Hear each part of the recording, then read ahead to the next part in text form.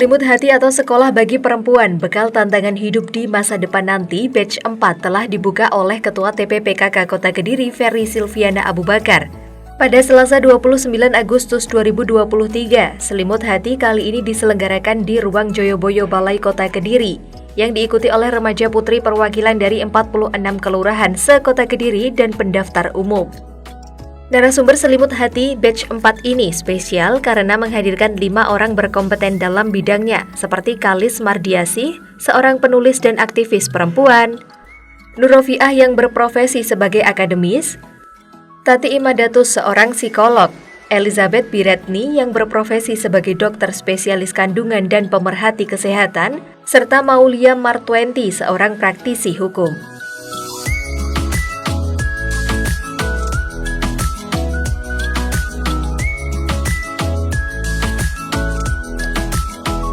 Hadirin yang kami hormati, dalam rangka memperkuat ketahanan psikologis remaja perempuan dalam menghadapi dan juga mendukung perwujudan perlindungan terhadap berbagai permasalahan kehidupan yang rentan terjadi pada kalangan anak muda tentunya, hari ini pemerintah Kota Kediri melalui peran aktif TPPKK Kota Kediri menyelenggarakan sekolah bagi perempuan bekal tantangan hidup di masa depan nanti atau Selimut Hati. Selimut Hati kali ini adalah Selimut Hati yang keempat kalinya. Boleh kita beri tepuk tangan yang luar biasa.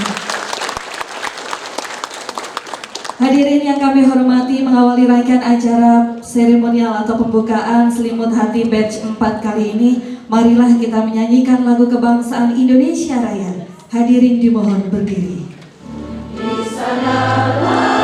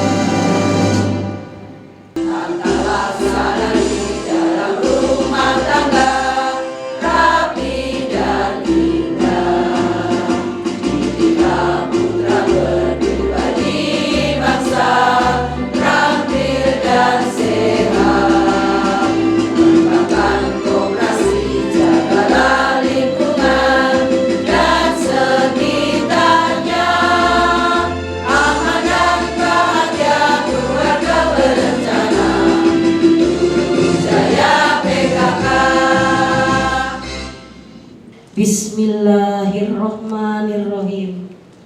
Alhamdulillahirabbil alamin. Allahumma sholli ala sayyidina Muhammad wa ala ali sayyidina Muhammad. Dengan nama Allah yang Maha Pengasih lagi Penyayang, segala puji bagi Allah, Tuhan semesta alam. Ya Allah, ya Rauf, Engkau curahkan rahmat dan kasih sayang-Mu untuk anak bangsa negeri tercinta ini. Berkat keridhoan-Mu, tim penggerak PKK Kota Kediri menyelenggarakan sekolah perempuan bekal tantangan hidup di masa depan nanti dalam suasana bahagia dan penuh kekeluargaan. Oleh karena itu ya Allah, jadikanlah kegiatan ini kegiatan yang Engkau ridhoi dan Engkau berkahi. Allahumma ya Allah, pada hari ini ingatan kami tertuju kepada Engkau, karena Engkaulah yang memberikan nikmat dan karunia yang terus-menerus kepada kami. Oleh karena itu ya Allah, berkatilah acara kami ini. Jadikanlah kegiatan ini sebagai sarana untuk memperkuat silaturahmi, menambah wawasan, edukasi, memperkuat ketahanan psikologis remaja perempuan yang tangguh dalam menghadapi tantangan hidup di masa depan menuju Indonesia maju yang bermanfaat.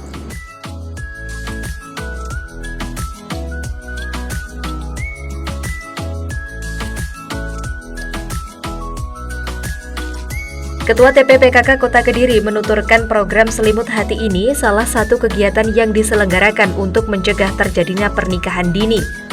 Tidak ada cara yang efektif untuk mencegah pernikahan dini dan kekerasan seksual selain pendidikan.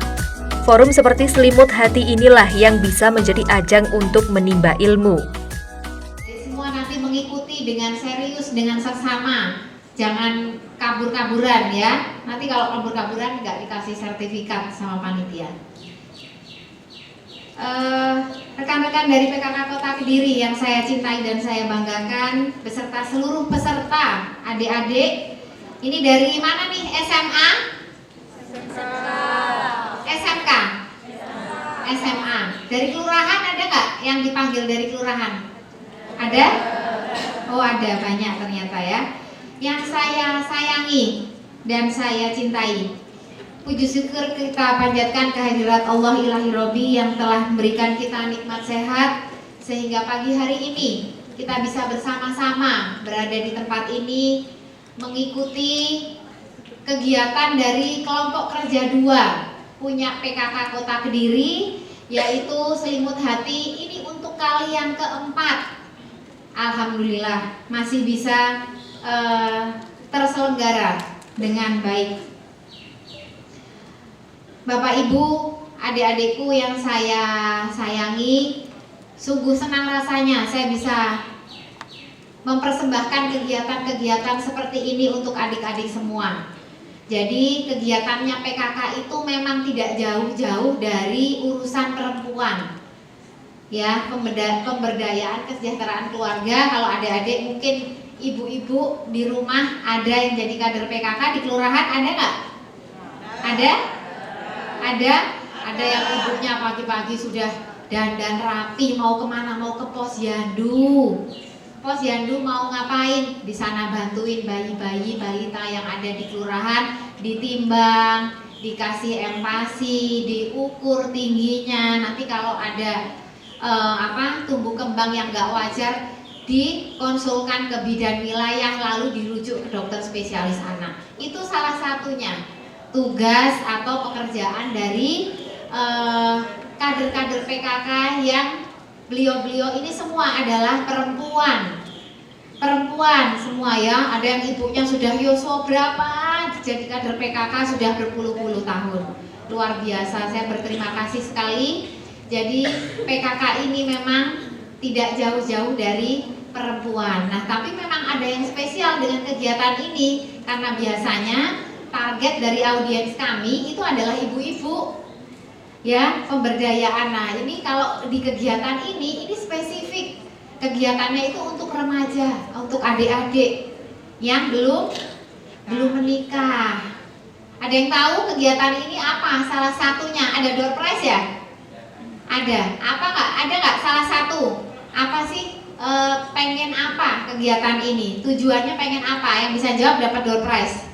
Ayo tunjuk jari, satu aja. Ayo malu-malu. Ayo. Tunjuk jari, kan door prize-nya nggak semua. Ayo, ya kamu sayang. Oh, untuk bekal ke depannya akan menjadi seorang ibu. Ya deh, kasih door prize. Ya, jadi salah satunya kegiatan ini bermaksud untuk Satu nih yang sering kalian dengar, mencegah terjadinya pernikahan dini. Masih sering dengar nggak kasus-kasus pernikahan dini? Ya, dengan segala rupa persoalannya, ada yang apa? Kecelakaan. Kecelakaan. Ya, salah satunya itu ya adik-adik. Jadi kami meyakini tidak ada cara yang lebih efektif untuk mencegah pernikahan dini, untuk mencegah kekerasan seksual. Sering ya dengar kasus-kasus itu, selain dengan pendidikan, selain dengan belajar. Dan pendidikan itu belajar tidak harus di bangku formal. Nggak harus ya? Nggak harus di bangku sekolah. Lebih lanjut, Bunda Fei percaya bahwa perempuan yang ingin belajar menjadi perempuan yang berdaya akan lebih tangguh dan siap menghadapi segala macam resiko dan tantangan yang mungkin menerpa di masa mendatang.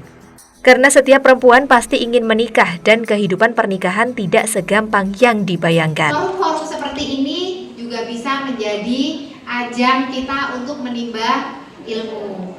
Saya percaya perempuan-perempuan yang mau belajar untuk menjadi perempuan yang berdaya, dia akan lebih tangguh dan siap menghadapi segala macam resiko, segala macam tantangan yang mungkin nanti akan bisa menerpa.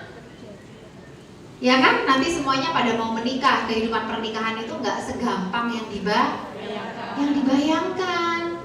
Nah, kalau semuanya nggak siap, nggak punya ilmu kesehatan, nggak punya ilmu tentang hak-hak perempuan, nggak punya ilmu tentang angle-angle, oh agama itu ternyata begini loh, fikihnya perempuan itu begini. Kita bisa jadi apa? Bisa jadi korban, dan kita menjadi perempuan yang nggak berdaya. Itu yang saya tidak inginkan. Oleh karenanya, hari ini ada narasumber-narasumber yang semuanya berkompeten di bidangnya. Mari kita belajar bersama, kita timba ilmu sebanyak-banyaknya dari beliau-beliau ini. Jangan segan-segan, pokoknya tanya apapun yang adik-adik, yang teman-teman pengen tahu ya. Jangan sia-siakan kesempatan. Jarang-jarang bisa ketemu sama Mbak Kalis, sama Bu Nur. Beliau jauh dari luar kota, ya.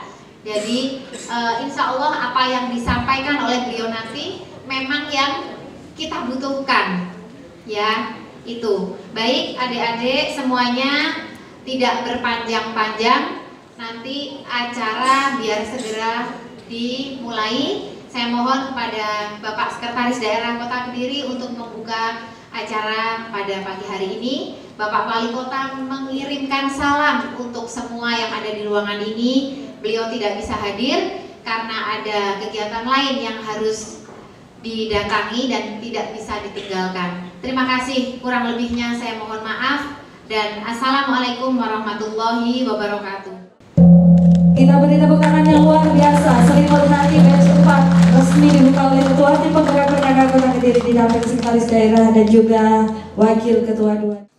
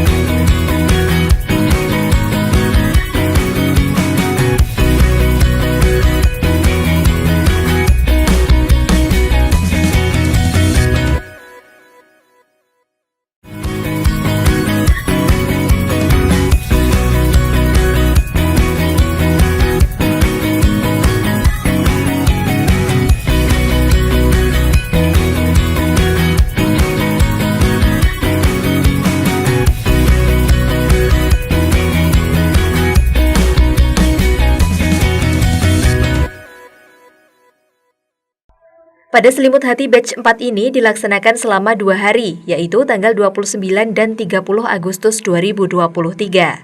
Hadir dalam acara ini Sekretaris Daerah Kota Kediri Bagus Alid, pengurus dan kader PKK Kota Kediri, dan 250 peserta Selimut Hati Batch 4.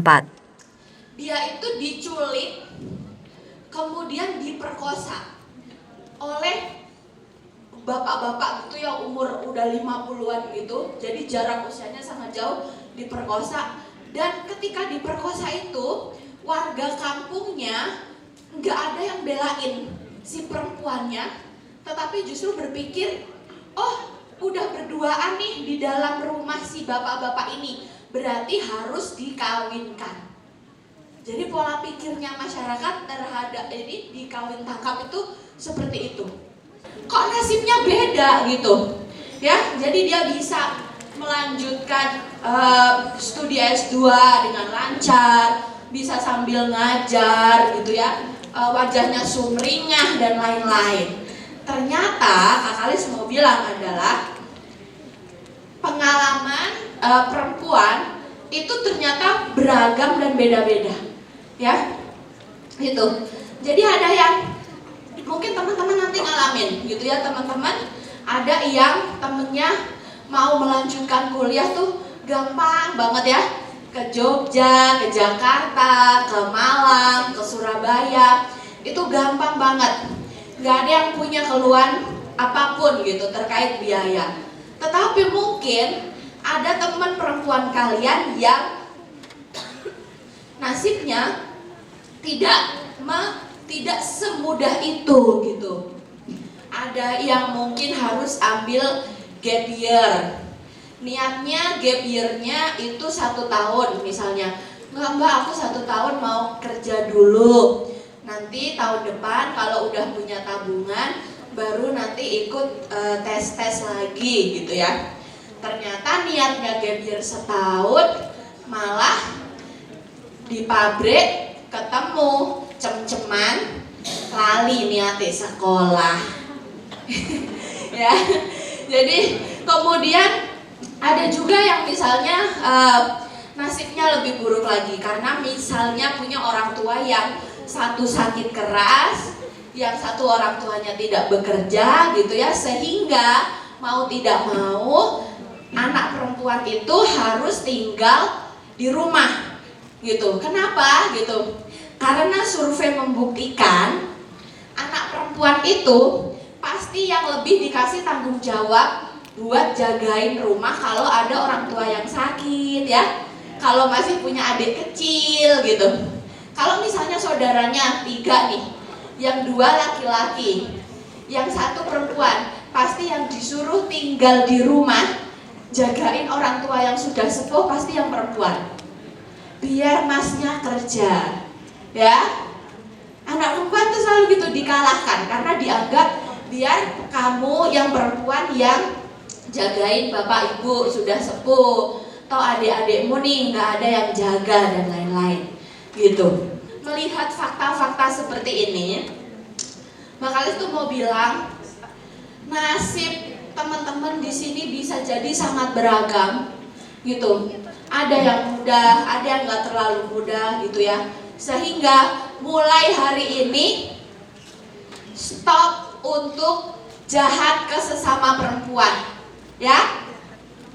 Kadang kan gitu, kalau lihat di media sosial atau lihat di Instagram gitu, lihat di TikTok, itu sih bisa gitu karena cakep aja, modal tampang. Itu kalau nggak cantik juga nggak bisa tuh kayak gitu. Sering nggak sesama perempuan kayak gitu? Sering. Coba kalau dia tuh misalnya nggak putih, nggak ini, pasti nggak bisa kayak gitu ya. Jadi sering banget sesama perempuan itu saling menjahatin.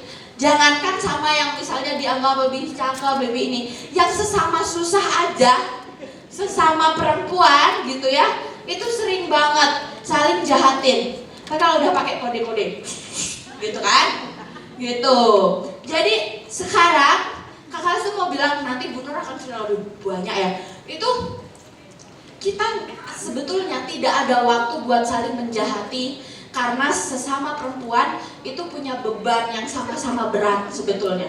Yang solusinya adalah saling mendukung sesama perempuan. Apa pengalaman panjang dalam sejarah peradaban manusia adalah perang terus-menerus. Penjajahan di mana-mana. Bahkan dulu ada perbudakan. Cek, perbudakan ya. Di Indonesia pernah nggak perang? Perang banyak sekali, sampai kalau ngapalin sejarah kan bingung tuh, kebanyakan perang tahunnya juga. Perang di Diponegoro berapa lama? Berapa lama, Mbak? Katanya cuma 25 menit, 5 menit karena 1800 berapa? Siapa yang tahu? 1825 sampai 1830 ya. 1825 sama 1830 itu kan cuma 5 menit kalau jam. Tapi ini kan tahun ya. Jadi ada banyak perang. Penjajahan pernah Indonesia dijajah? Berapa lama? 3 abad lebih. Perbudakan pernah banyak sebetulnya di Indonesia pun. Dan ini terjadi sejak dulu kala, tidak hanya di Indonesia, di berbagai belahan dunia. Nah, sejarah panjang ini itu kayak ngajarin pada kita yang kadang kita refleks nih, bahwa melakukan tindakan kekerasan, kedzaliman pada yang kecil, lemah, tidak berdaya itu sesuatu yang normal, gitu. Bahkan kadang dianggap sesuatu yang lucu. Bahkan kadang-kadang dianggap sesuatu yang jadi tontonan, hiburan berarti.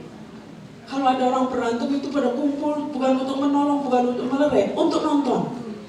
Lalu supporter, cari info, bahan untuk konten dan lain sebagainya. Jadi berabad-abad lamanya kita mewarisi cara pandang berbuat kekerasan pada orang yang lemah itu sesuatu yang normal. Nah, perempuan itu ada, berikutnya, ada situasi yang khusus sekali dalam pengalaman yang seperti itu. Enak gak sih peperangan itu? Gak enak. Penjajahan enak gak? Gak enak. Perbudakan lebih lagi. Perempuan dalam situasi seperti ini itu dianggap bukan manusia. Perempuan itu berabad-abad lamanya dianggap sebagai hartanya laki-laki. Lahir sebagai harta ayah. Nanti dalam sejarahnya ayah itu boleh menjual anak perempuannya. Apalagi cuma untuk menikahkan secara paksa, menjual aja boleh kok. Zaman dulu itu. Kalau menikah, perempuan jadi milik siapa? Suami ganti yang boleh menjual istri. Di Inggris saja ya, itu awal abad 19, awal abad 19 baru membatalkan undang-undang yang membolehkan suami menjual istri. Abad 19 itu artinya adalah 2 abad lalu. Masih sangat dekat gitu. Bagaimana dengan masa lampau lagi? Ini di mana-mana ya, tidak hanya di satu tempat. Kalau di Arab Saudi, di Jazirah Arabia, tempat Islam datang, ada nggak yang pernah dengar pada saat itu bayi perempuan boleh dikubur hidup-hidup? Ada kan? Nah, itu. Juga ada tradisi poligami. Poligami itu bahkan waktu itu, karena perempuan adalah harta ya, maka orang kaya itu dimanapun kapanpun adalah koleksi harta. Salah satu yang dikoleksi adalah perempuan. Itu situasinya seperti ini. Sehingga nanti di belahan bumi lain juga sama. Siapa yang pernah mendengar tradisi sati? Di India juga katanya ada jijina juga. Sati itu istri yang ditinggal mati oleh suaminya, kan orang mati itu dibakar ya jenazahnya. Nah ini kalau ada istri, suaminya mati, suaminya dibakar, istrinya mesti mau dibakar diri hidup-hidup. Coba bayangkan, sehat walafiat membakar diri hidup-hidup, sehat walafiat dikubur hidup-hidup. Nah, itulah sejarah kemanusiaan perempuan yang penting sekali untuk kita pahami supaya kita bisa belajar untuk menjadi makhluk yang berakal budi. Karena yang semua itu menunjukkan bahwa manusia tidak punya kesadaran sebagai makhluk yang berakal budi. Jadi kesadarannya, hati-hati ya, tadi banyak diungkapkan oleh Mbak Kalisa. Kesadarannya itu hanya sebagai makhluk fisik. Kalau adik-adik sibuk sekali dengan urusan fisik, lalu lupa untuk mencerdaskan diri, lupa untuk berpikir kritis, lupa untuk berempati. Misalnya lebih gelisah kalau ada jerawat daripada ada temannya yang sedang kesakitan, kesulitan, itu berarti kita lebih peduli kepada fisik. Nah, kalau sebagai makhluk fisik, nanti laki-laki juga, mengapa dia terobsesi untuk menaklukkan banyak perempuan? Ya karena itulah tanda dari kejantanan sebagai makhluk fisik. Laki-laki dilihat oleh masyarakatnya dibilang hebat kalau hartanya banyak. Ada uang abang disayang, ada uang abang. Nah, itu ciri-ciri makhluk fisik, hanya fisik saja. Perempuan, kenapa perempuan dipelihara sebagai harta? Itu ada dua fungsinya. Ini yang harus hati-hati karena sampai hari ini masih banyak sekali kesadaran seperti ini. Perempuan itu fungsinya hanya dua atau difungsikan oleh masyarakatnya hanya dua. Satu sebagai alat penguas seksual laki-laki. Hati-hati ya, karena cara pandang ini nanti membuat adik-adik perempuan menjadi rentan mengalami kekerasan seksual, adik-adik laki-laki rentan menjadi pelaku kekerasan seksual. Caranya bagaimana perempuan yang keren itu perempuan yang kayak apa? Ya yang cantik. Cantik itu kayak apa? Misalnya tadi kulitnya putih. Kulitnya putih itu cantik lah. Terus kita apa kabarnya karena lahir dengan kulit coklat begini? Apa saya harus pakai whitening sampai seember pun masih coklat aja, lalu saya disuruh insecure gitu? Hati-hati ya, itu produk rasis. Tahu rasis ya? Rasis itu menilai orang berdasarkan fisiknya, itu rasis sekali. Mau diajak rasis, jangan mau kalau saya ogah. Gitu. Juga karena kesadaran sebagai makhluk fisik, lihat orang itu ya fisiknya. Hidungnya pesek atau mancung, misalnya ya. Tadi tidak hanya kulit nanti. Yang hidungnya terlalu mancung atau kurang mancung, sama-sama insecure gitu. Itu kita dibombardir oleh cara pandang secara fisik seperti itu. Tim Liputan, DO TV.